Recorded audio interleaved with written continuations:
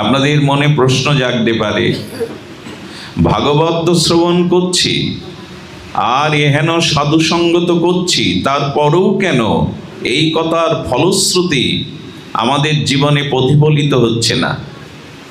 আপনারা তো সাধুসঙ্গ করেন, সাধুমুখে হরিকথা শ্রবণ কীর্তন করেন, তবুও যদি স্বভাব সংশোধন না হয় তার কারণ কি?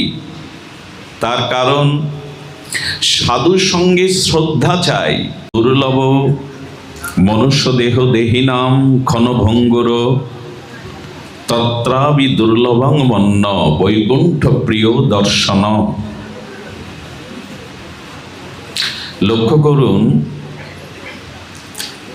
একাদশী ব্রত, যাগ যজ্ঞ, পূজা পরিক্রমা, তীর্থ পর্যটন, গঙ্গা যমুনা সরস্বতীতে স্নান, পর উপকার, দীন ও দরিদ্রের সেবা, মানবতার কল্যাণে নিজেকে সমর্পিত করা, এগুলির দ্বারা আমাদের পুণ্য হয়, চিত্তবৃত্তি সুবৃত্তিতে রূপান্তরিত হয় বটে, কিন্তু জন্ম জন্মান্তরীণ স্বভাব শুদ্ধ হয় না। আবার বলি, একটু ধ্যান দিতে হবে। যাগ যজ্ঞ, পর উপকার, একাদশী ব্রত, গঙ্গা যমুনা সরস্বতীতে স্নান, দরিদ্র নারায়ণের সেবা, মানব কল্যাণ, এগুলির দ্বারা চিত্তবৃত্তি সৎ অভিমুখী হতে পারে, পুণ্য অর্জন হতে পারে, কিন্তু মানুষের স্বভাব বদলায় না। স্বভাবের দ্বারা পরিবর্তন হয় না। স্বভাব পরিবর্তনের জন্য চাই বৈকুণ্ঠ প্রিয় দর্শন। যতদিন সদ্গুরুদেবের চরণাশ্রয় পূর্বক শুদ্ধ ভগবানের প্রিয় নির্মল চিত্ত ভজনানন্দী শুদ্ধ ভক্তের সাধুসঙ্গ না হচ্ছে, আর সাধুমুখে হরিকথা শ্রবণ কীর্তন না হচ্ছে, ততদিন আমাদের জন্মান্তরীণ স্বভাব সংস্কার হবে না, স্বভাবও শুদ্ধ হবে না। আমরা অনেকেই তীর্থ পর্যটন করেছি, গঙ্গা যমুনায় অনেকের স্নানের সুযোগ পেয়েছি, দান ধ্যান কিঞ্চিত করেছি, পূজা তো মাঝে মাঝে আমাদের করতেই হয়, দেবদেবীর পূজা, কিন্তু স্বভাব শুদ্ধ হলো কি? কামনা বাসনা বৃত্তিময় কুসংস্কার চিত্ত স্বভাবের পরিবর্তন হলো কি? হবে না, কোনোদিনই হবে না। বলছেন বৈকুণ্ঠ প্রিয় দর্শন, যতদিন বিশুদ্ধ নির্মল চিত্ত ভজনানন্দী ভগবানের প্রিয় কোনো ভক্তের, শুদ্ধ ভক্তের সঙ্গ এবং হরিকথা শ্রবণ কীর্তন না হচ্ছে, ততদিন চিত্তশুদ্ধি, সংস্কার, স্বভাব শুদ্ধি হতে পারে না। আপনাদের মনে প্রশ্ন জাগতে পারে, ভাগবত শ্রবণ করছি আর এহেন সাধুসঙ্গ তো করছি, তারপরেও কেন এই কথার ফলশ্রুতি আমাদের জীবনে প্রতিফলিত হচ্ছে না? আপনারা তো সাধুসঙ্গ করেন, সাধুমুখে হরিকথা শ্রবণ কীর্তন করেন, তবুও যদি স্বভাব সংশোধন না হয় তার কারণ কি? তার কারণ সাধু সঙ্গে শ্রদ্ধা চাই, সাধু সঙ্গে সুদৃঢ় শ্রদ্ধা চাই, শাস্ত্রীয় শ্রদ্ধা চাই, তা না হলে হবে না।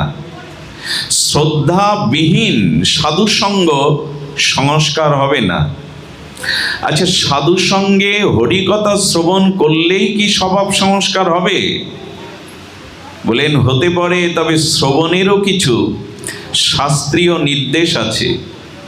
যারা কর্ণ দিয়ে হরিকথা শ্রবণ করে, কান দিয়ে, কর্ণ দিয়ে, শ্রবণ ইন্দ্রিয় দিয়ে, তাদের হরিকথায় কর্ণ আরাম পায়, কর্ণের সুখ হয়। যারা চোখ দিয়ে হরিকথা শ্রবণ করে, অর্থাৎ দর্শন করে, শ্রবণ করে, তারা এখানে যতক্ষণ থাকে ততক্ষণ তাদের চিত্ত শুদ্ধ থাকে, বাইরে গিয়েই, প্রতিকূল পরিবেশে গিয়েই আবার তাদের স্বভাব পূর্বের সংস্কারে জেগে ওঠে। কিন্তু যারা প্রাণ দিয়ে, মন দিয়ে হরিকথা শ্রবণ করে, এদেরই কেবল স্বভাব শুদ্ধ হয়। শ্রবণেরও পার্থক্য আছে।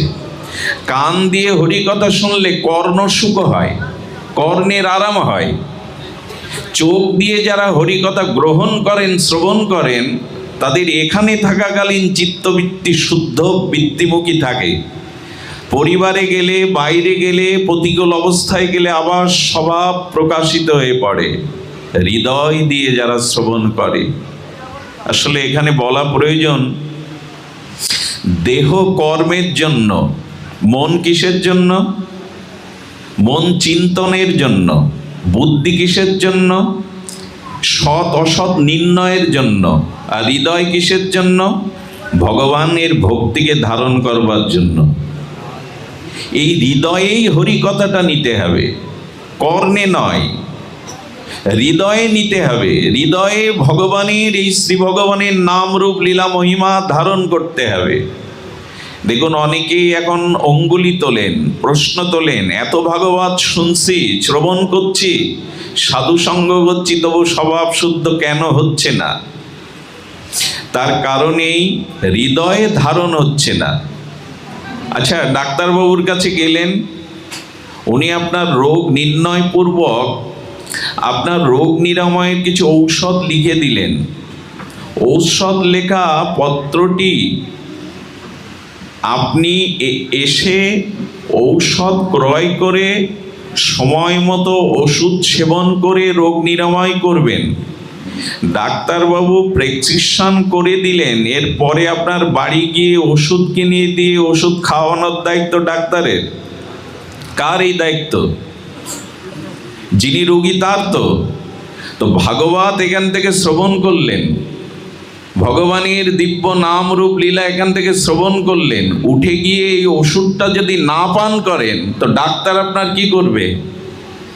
ডাক্তারের কাজ রোগ নির্ণয় করে রোগের নিরাময়ের ঔষধি দেওয়া, কিন্তু ঔষধটা ক্রয় করা, সময় মতো সেবন করা, ডাক্তারের বিধিনিষেধ পালাটা আপনার উপর নির্ভর করে। ওইটা হয় কি আমাদের? এখান থেকে যা শ্রবণ করলাম সাধুমুখে, ওটা তো হৃদয়ে ধারণ করতে হবে, ব্যবহারে প্রতিফলিত হতে হবে, তবেই না আমার ভবরোগ যাবে। এই জন্য ভাগবত বলছেন, কর্ম দেহ দিয়ে করো, মনের দ্বারা চিন্তন করো, বুদ্ধির দ্বারা নির্ণয় করো তোমার অবস্থান, তোমার সৎ অসৎ, তুমি কোথায় অবস্থান করছো এটা নির্ণয় বুদ্ধি করে দেবে। কিন্তু হৃদয়ে ভক্তিকে ধারণ করো, শ্রী ভগবানকে ধারণ করো।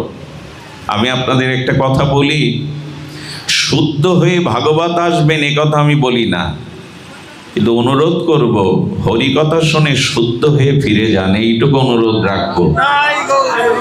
শুদ্ধ হয়ে এখানে আসবেন আমি এ কথা বলবো না, যে অবস্থায় আসুন আসুন, কিন্তু হরি কথামৃত লীলামৃত শ্রী ভগবানের অসমাদ্য মাধুর্য শ্রবণ করে পবিত্র হয়ে এখান থেকে যান। এইখানটা পবিত্র হওয়ার জায়গা, বিশুদ্ধ চিত্তবৃত্তিকে ভগবত অভিমুখী করবার অনুরাগের জায়গা এটি। এই জন্য এখানে শ্রদ্ধা চাই, ব্যাকুলতা চাই, উৎকণ্ঠা চাই। এর মধ্যে দিয়েই আমাদের জীবন সফল হবে। দেখুন, আমাদের জীবজগতে আচার্যরা বলেছেন যে দুর্লভ মনুষ্য দেহ, এটি ক্ষণভঙ্গুর, এটি দুর্লভ আবার ক্ষণভঙ্গুর।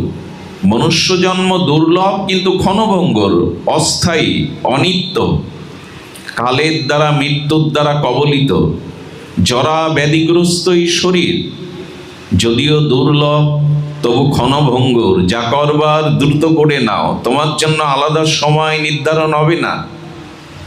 সুধীবৃন্দ, বৃক্ষ আহার করে মাটির রসকে, অর্থাৎ নিচে, মানুষ আহার করে উপরে। আহারের তিনটি তত্ত্ব বা স্তর বলেছেন আচার্যরা। বৃক্ষ আহার করে মাটির রসকে, পশুরা আহার করে মধ্যম স্তরে, আর মানুষ আহার করে উপরে ঊর্ধ্বমুখে। মানুষের আহার্যটা সর্বোত্তমাঙ্গ মুখে দিতে হয়, পশুরা মধ্যম স্তরে আহার করে। ওরা ওদের যে মুখ, ওদের যে মেরুদণ্ড, ওরা সমান্তরাল করে সরল রেখায় ঊর্ধ্বমুখী হতে পারে না। তো যাদের আহার ঊর্ধ্ব, তাদের আচার আচরণও তো শুদ্ধ হওয়া দরকার। বৃক্ষের সাথে মিল কোথায়? দেখবেন বৃক্ষ অসংখ্য তার পত্র, মানুষের দেখবেন অসংখ্য লোম বিহ্বল, লোমকূপ, এটা অগণিত, গুণে পারা যাবে না। বৃক্ষকে আঘাত করুন, তার থেকে তার যে আটা, তার যে রস, এটি ঝরবে। মানুষকে অস্ত্র দিয়ে আঘাত করুন, রক্ত ঝরবে। বৃক্ষ আহার করে, মানুষও আহার করে। বৃক্ষ নিঃশ্বাস প্রশ্বাস গ্রহণ এবং প্রত্যাহার করে, মানুষও করে। বৃক্ষেরও সুখ দুঃখের অনুভূতি আছে। বৃক্ষের নিচে যদি কেউ মলমূত্র ত্যাগ করে, তার ডালটা ছিঁড়ে নেয়, এতে তাদের দুঃখ অনুভূতি প্রকাশ পায়। আবার বৃক্ষকে যদি জল সিঞ্চন করে, ওখানে বসে হরিকথা গুণগান করে, এতে বৃক্ষের সুখও হয়। বৃক্ষের সাথে মিল কোথায় না, ওরা আহারটা করে নিচে দিয়ে, মানুষ আহার করে উপরে। এই জন্য মানুষকে অনেক ঊর্ধ্বমুখী হওয়ার কথা শাস্ত্র বলেছেন। কিন্তু কই, আমাদের বৃত্তি প্রবৃত্তি অন্তর্মুখে আজ হলো না। এই জন্য আজ আমাদের দরকার এই দুর্লভতর মনুষ্য জন্ম, তবু ক্ষণভঙ্গুর, যা করবার দ্রুত করে নাও। সৃষ্টির শ্রেষ্ঠ জীব তুমি, এই মান্যতা দেওয়ার জন্য ভগবান তোমাকে সর্বময় জ্ঞান বুদ্ধি সাধনা দিয়েছেন। আসুন আমরা চেষ্টা করি এই বৃত্তি শুদ্ধি আমাদের কি করে হবে। আচ্ছা, হচ্ছে না কেন? এত জ্ঞান, এত প্রজ্ঞা, এত ভাগবত, এত সাধু সন্ত, এত মঠ মিশন, হচ্ছে না 5টি কারণে। পারলে অন্তরে লিখে নিন, খাতা কলম তো এখানে নাই, পারলে অন্তরে লিখে নিন। 5টি কারণেই আমরা থেমে আছি প্রগতির পথে, ভক্তির পথে, এই আসক্তি মুক্তির পথে, জন্ম মৃত্যু বন্ধন থেকে চিরতরে আমাদের ভগবৎ স্বরূপধামে ফিরে যাওয়ার বাধা 5টি। সেই 5টির প্রথম বাধাই হলো আমাদের দেহানো দুঃখানুভূতি। এই দেহের ক্ষুধা আছে, পিপাসা আছে, যন্ত্রণা আছে, বেদনা আছে, জরাব্যাধি আছে, এগুলি আমাদের বাধা। কারণ এটি ক্ষণভঙ্গুর বলেছেন, এটি স্থায়ী নয়। যৌবনটা চিরদিনের নয়, মানব শক্তিও চিরদিনের নয়। ব্যথা, ক্ষুধা, তৃষ্ণা, কাতরতা, এগুলো এই দেহের ধর্ম, এগুলো বাধা দেয়। দ্বিতীয় হলো আমাদের সজ্জন মোহ। সজ্জন মোহটাই আরো বেশি বাধা। দেহের ব্যথা বেদনা জরা ব্যাধি তো বাধা, আরেকটি বাধা হলো সজ্জন মোহ। সজ্জন মহাত্মা, এই বাধা আমাদের আরো বেশি বাধা। সবাই কি বলে জানেন? হ্যাঁ, সংসারের কর্তব্য কিছুটা মিটে গেলে আর সন্তানাদি দায়ভার নিলে ব্রজে ছোট্টে কুঠির করে ভজন করব। আঙিনায় গিয়ে সাধুদের সাথে থেকে দিনরাত হরিনাম এবং সেই ভগবত ভজন রসে মেতে থাকবো। কিন্তু ছেলের নাতি হলো, নাতনি হলো, আটকে গেলেন, আর যাওয়া হলো না। এই যে সজ্জন মোহ আপনাকে আটকে দেয়। বলে তাহলে নাতির প্রতি ভালোবাসা রাখবো না, স্নেহ মমতা রাখবো না, এই করতেই যদি জগতে এলে, তাহলে ভগবানের প্রতি মোহ মায়া মমতা আসক্তি কবে দেবে? সারা জীবন যদি এই করতেই আসলে, ওনার প্রতি মমতাটা কবে দেবে? এই জন্য আসক্তি কমাতে হয়। ওদের না হলে, ওদের মুখ না দেখলে আমার চলবে না, এরকম সজ্জনমোহ আসক্তি ভালো নয়। এটি মায়া। এই মায়া আমাদের বেঁধে ফেলে। হ্যাঁ, দেখবেন নাতি নাতনিকে না দেখলে সুখ হয় না, কোথাও গিয়ে থাকতে পারে না। বাড়ির বুড়ো বুড়ি যারা বাইরে গিয়ে থাকতে পারে না, নাতিটা আমার কথা মনে পড়ছে, কোলে না নিলে ভালো লাগে না। আপনি এখন মারা গেলে দেবে তো আপনার কোলে? আপনার এই তুলসী তলায় শয়ন করালে আপনার বুকে দেবে না, সরিয়ে নেবে। ওদের আপনার কাছে দেবে না। সুধীবৃন্দ, এই জন্য যেটা স্মরণ করেছেন পুত্র কন্যা তাদের উপরে উপযুক্ত দায়িত্ব নেওয়ার তারা সক্ষম হলে দিয়ে এবার নিজের ব্যবস্থা করুন, নিজের পথ দেখুন, নালে ওইখানে আটকে গেলে দৈবে হেসা গুণময়ী মম মায়া দূরত্বয়া, এই মায়া দূর করতে পারবেন না, এই মোহ আপনার দূর হবে না। সব থেকে বড় বাধা এই সংসারে পুত্রকন্যা সজ্জনের প্রতি মোহ বাধা, এই মোহটাই আমাদের দ্বিতীয় বাধা। তৃতীয় বাধা হলো, শাস্ত্র বলেছেন তৃতীয় বাধা আমাদের আরো বেশি বড় বাধা, এর থেকে পরপর বাধাগুলো আরো বেশি করে আমাদের বাধা দেয়। সেটি হলো আমরা ভূত এবং ভবিষ্যতের চিন্তায় আমাদের বর্তমানটাকেই আমরা নষ্ট করে ফেলছি।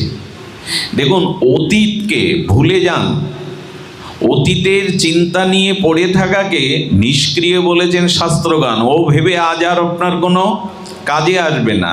আর ভবিষ্যতে হবে কি, পরিণতি কি হবে, কোথায় থাকবো, কি করব, এদের অবস্থা কি হবে, এই ভবিষ্যতের চিন্তা করে হাই হাই না করে ওই সময়টুকু হরি হরি করুন, তার উপরে ভবিষ্যতের ভাত দিয়ে দিন।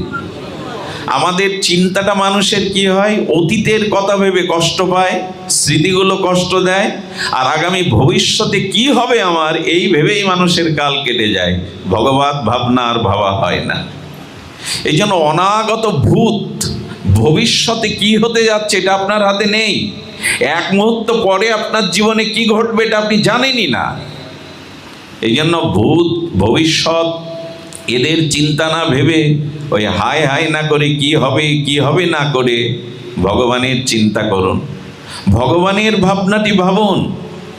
আরেকটি হলো, আমাদের জীবন শুধু পুণ্যের নয় পাপেরও। এই পাপাত্মক চিন্তা আপনাকে আমাকে খুব দুর্বল করে দেয়। দেখবেন মানুষের একটা সময় আসে, বয়স অতিক্রান্ত হতে হতে একটা সময় আসে, অতীতের পাপগুলো তাকে যন্ত্রণা দেয়। অতীতের পাপগুলো হরিভজনের পথে অন্তরায় বাধা হয়ে দাঁড়ায়।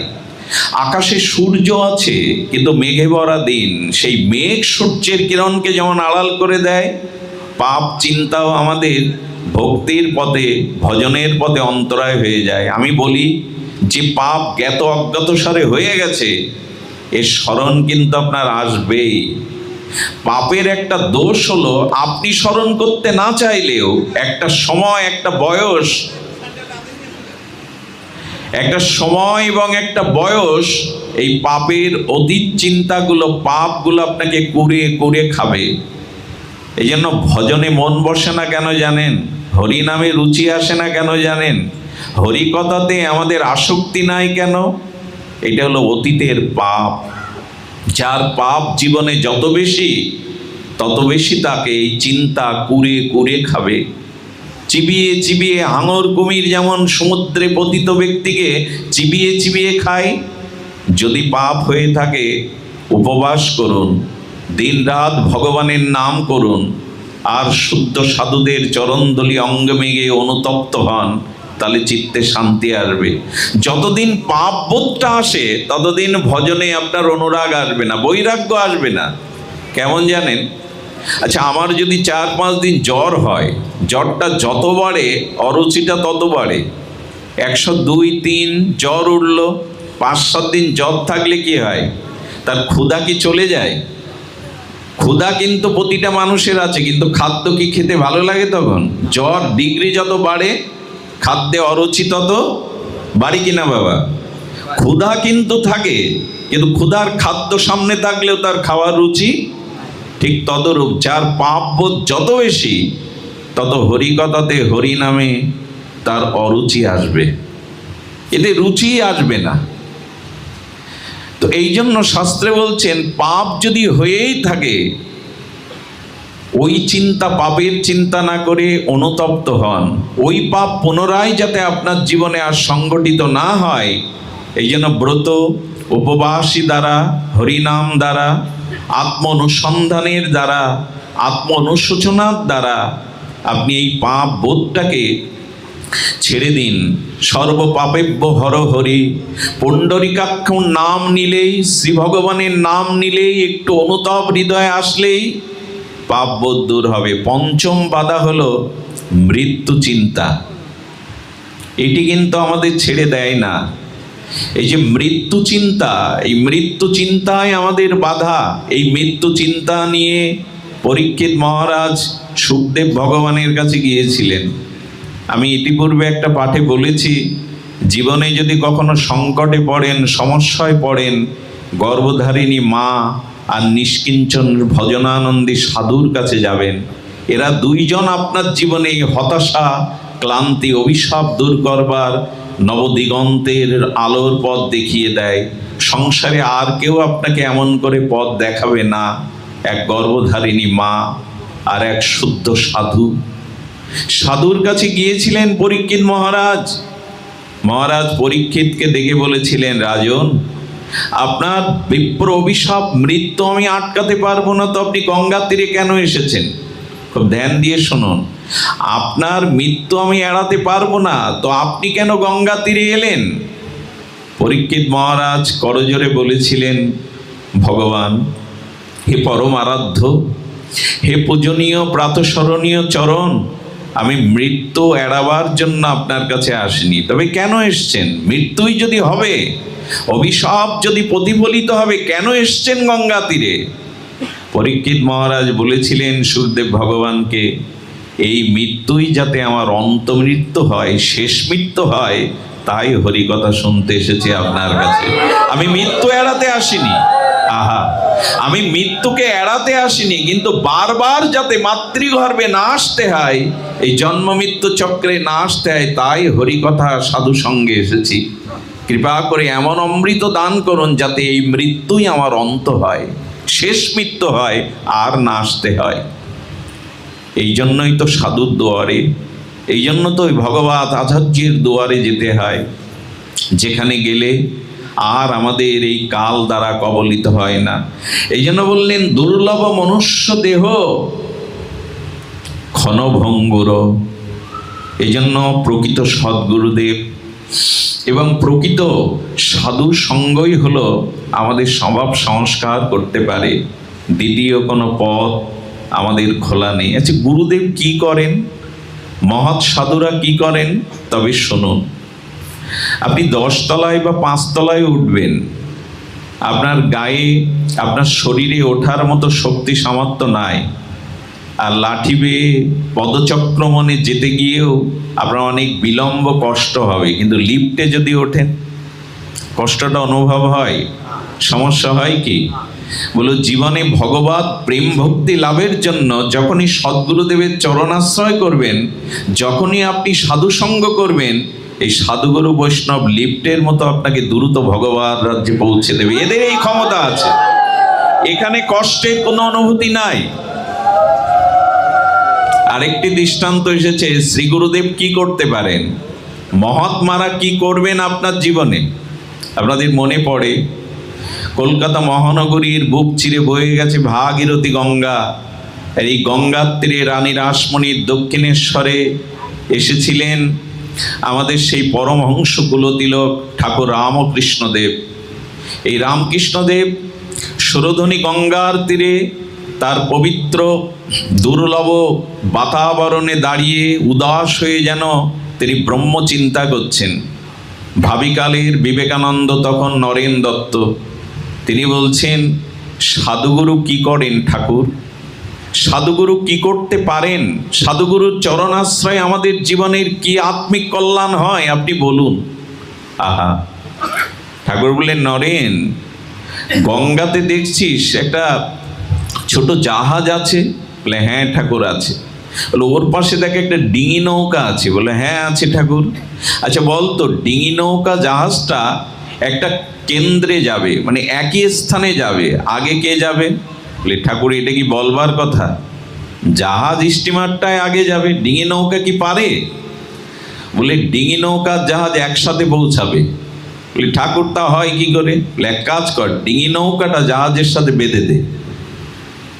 যদি বেঁধে দিতে পারিস, নৌকাটা বিনা আয়াসে তার কেন্দ্রে একই সাথে পৌঁছাতে পারে। আমাদের তো জন্ম জন্মান্তরের সৌভাগ্য স্বীকৃতি নাই। তাই যদি সাধুগুরুর চরণ ধরে থাকি, ওনারাই টেনে নিয়ে যাবেন, ওনারাই পৌঁছে দেবেন। এই জন্য মহৎ সঙ্গ, এই জন্য শ্রীগুরু পাদপদ্ম আশ্রয়, এটি ছাড়া আমাদের তো উপায় নাই। দেখুন, মনে পড়ে আপনাদের রঘুগণ, রাজা রঘুগণ অষ্টবেহারার পালকিতে চড়ে ভগবান কপিল দেবের কাছে ভক্তি শিক্ষণের জন্য যাচ্ছেন। আশা করছি আপনারা খুব ধ্যান দিয়ে শুনবেন। যদি আপনাদের কষ্ট হচ্ছে, অনেক মানুষ দাঁড়িয়ে, বসবার সুব্যবস্থা স্বল্প পরিসরে নাই, ক্ষমা করবেন, একটু ধ্যান দিয়ে শুনুন। হোক একটু শারীরিক কষ্ট, আমাদের মনটা এখানেই হরিকথাতেই পড়ে থাক। রঘুগণ অষ্টবেহারার পালকিতে যেতে যেতে এক বেহারা অসুস্থ হয়ে পলায়ন করেছে। অষ্টবেহারার পালকিতে 7 জন বেহারা থাকলে তো পালকি সমান্তরাল হয়ে চলবে না, বিঘ্ন হবে। তো জড়ভরত বসেছিলেন, জড়ভরতকেই বেহারাগণ ডেকে নিয়ে আর তার কাঁধে পালকি দিয়ে দিলেন। এর পরের কথা আপনাদের সকলের জানা। রঘুগণ ভক্তি শিক্ষণের জন্য ভগবান কপিল দেবের কাছে যাচ্ছেন আশ্রমে, কিন্তু কে পালকি ধরেছেন জানেন?